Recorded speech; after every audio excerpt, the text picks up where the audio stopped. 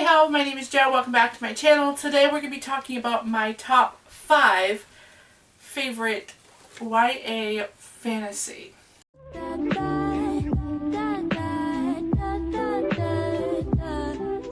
Hello there, if you are new here, my name is Jo and I am Fight and Read Like a Girl, where I do everything bookish and polycystic ovarian syndrome related.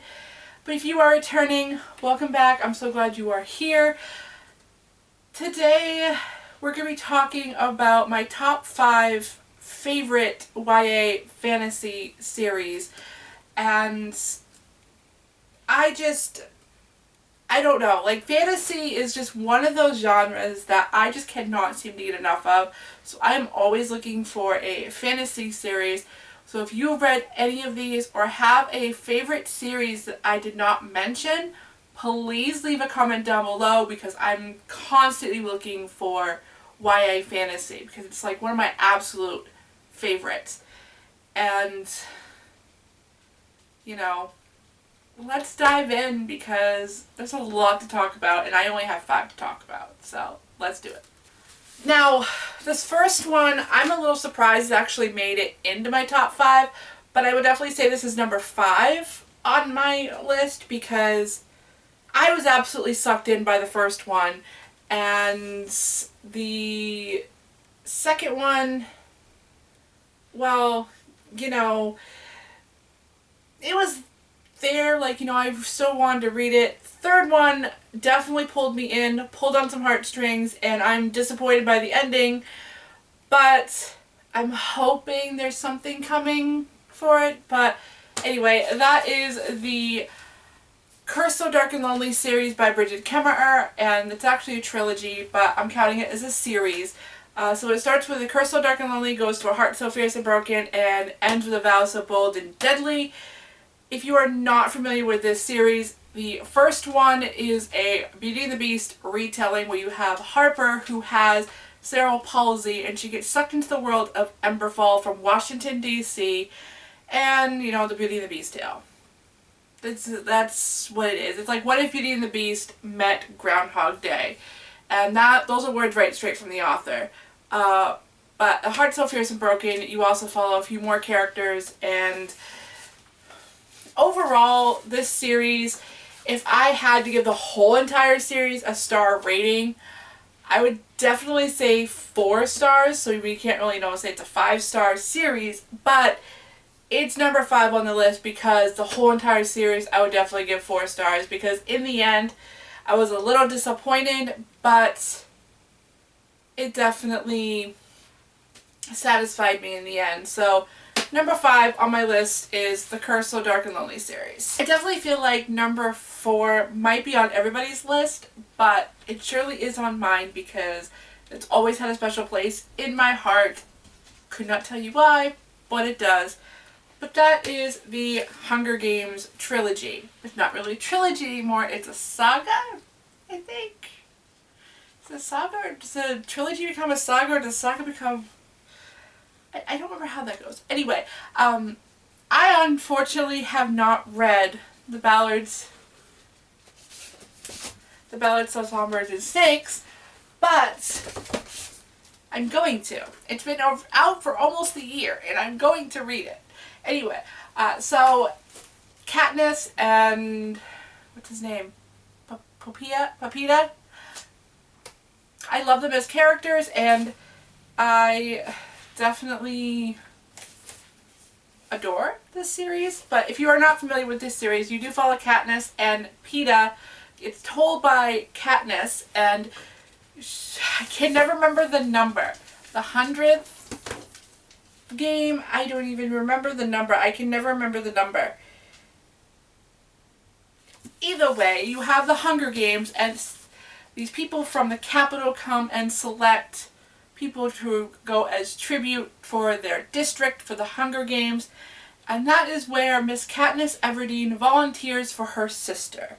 And then Papita gets picked, and, you know, it's a whole long-lost lover thing going on, and, you know, it definitely, that's inevitable in YA fantasy, I feel like, but, you know, it's much like A World Like Ours, but I would still definitely consider this fantasy because it deals with like a what if type of deal. So when I think what if, I think, well, that's a fantasy thing to me.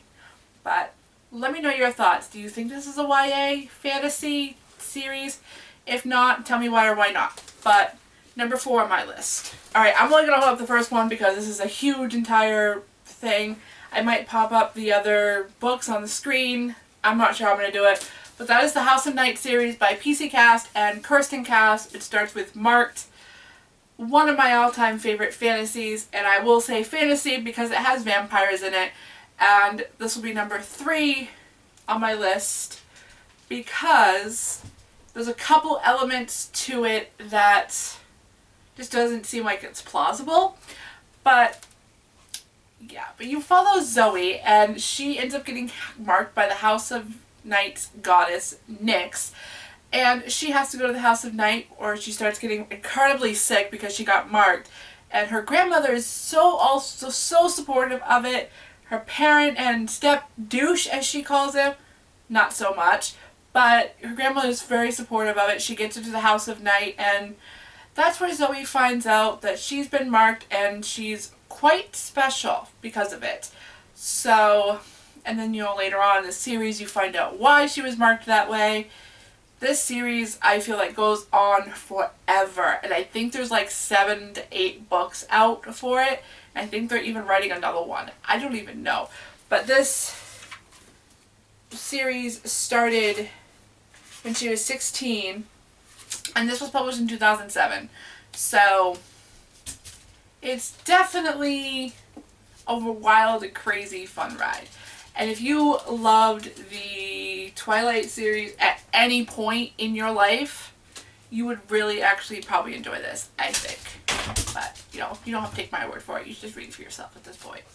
And number 2 on my list. Okay, so my top 2 was really hard to narrow it down, but I think I finally got my top 2. And I think you might be surprised by the results. Number 2 is like these were really hard to decipher between the two because they're both equally like my top favorite, but it's hard to decipher between the two. But I'm definitely saying that this is number 2 on my list. And that is the 7 Realms series by Cinda Williams Chima. Oh God, I loved this series so much. So, funny little story about these books, okay? I originally found The Crimson Crown at a Dollar Tree. Was it Dollar Tree? Yeah, it was a Dollar Tree. Paid $1 for it. And I'm like, okay, this series sounds really interesting. Upon purchasing it, I get into the car, take the book out of the bag, and read it, and it said the 4th book. So I'm like, okay, I'm going to start doing some research. So upon my research, I found out that it started with the Demon King. And quite honestly, I had to do some hunting. I went to my local BAM. They didn't have it. I went on Amazon. They didn't have a copy that I wanted. It was like a mass market paperback is what they had. And then I went to my very local bookstore and I said, I need the Demon King, the Cinda Williams Chima, the 7 Realms. They're like, sure, let's go ahead and order that. We've got a lot of orders for that recently. He said that he ordered it 10 times that day. And apparently, according to him, I got the last copy that they could get. So we then proceeded our way down through the series. And wow, what a ride. I absolutely fell in love with this series from page 1. And I cannot wait to dive into this again and just reread it because it's filled with dragons, it's filled with magic, it's filled with demons, it's filled with just all kinds of just fun fantasy stuff. And I loved it. But yes, we'll say definitely number 2. And if you are not familiar with this series, you follow Raja and Han, where Raja is on air to become queen, and you have Han, I don't remember what Han was. Han is basically trying to discover who he is and where he came from. And their paths end up crossing. And it goes from there. So, love this series. I think my favorite one out of this whole entire series, I would definitely say is the Exiled Queen. But definitely a tie between the Exiled Queen and the Rainbow Throne. It's definitely a tie between those two. Alright, and my honorable mention, because I feel like it deserves it, before we get to number 1, which was a really, really close to number 1. Like, I tossed these two up in the air for the longest freaking time. That's why this one's an honorable mention, because it's really, really close to my all-time favorite. If I still have it. And that is the Immortals series by Alyson Noel. I'm counting this as fantasy because of the magic power that she is given. And it's also, you deal with immortals, so immortals are definitely a part of that world, part of the whole fantasy world, I mean, in my opinion. But you have Evermore, who gets into a car accident and she has to go live with her aunt, who has no idea, like, who she is, and she gets given this awesome bedroom, you know, yada yada yada. And after the car accident, she developed this weird power where she touches someone, she learns their whole entire life history, she feels every emotion that they're feeling, and so she avoids contact with everybody. She's usually that one girl, like in high school, that is sitting with her headphones in, hood up, head down. Well, that was me in high school, to be perfectly honest with you, but, you know. And then this boy comes along, he tries to talk to her, and he tried to get her attention, but she doesn't have any part of it. And eventually she learns to like him. And this whole entire series is following her with her new discovered power and living her life as an immortal. Why did she become immortal? You should just read the series to find out. It's a really hard series to get through, though. I will say that. Sometimes the writing is a little bit weird if you're not familiar with Alyson Noel's writing. And her writing definitely takes some getting used to, but she has really great stories, you know, in my personal opinion.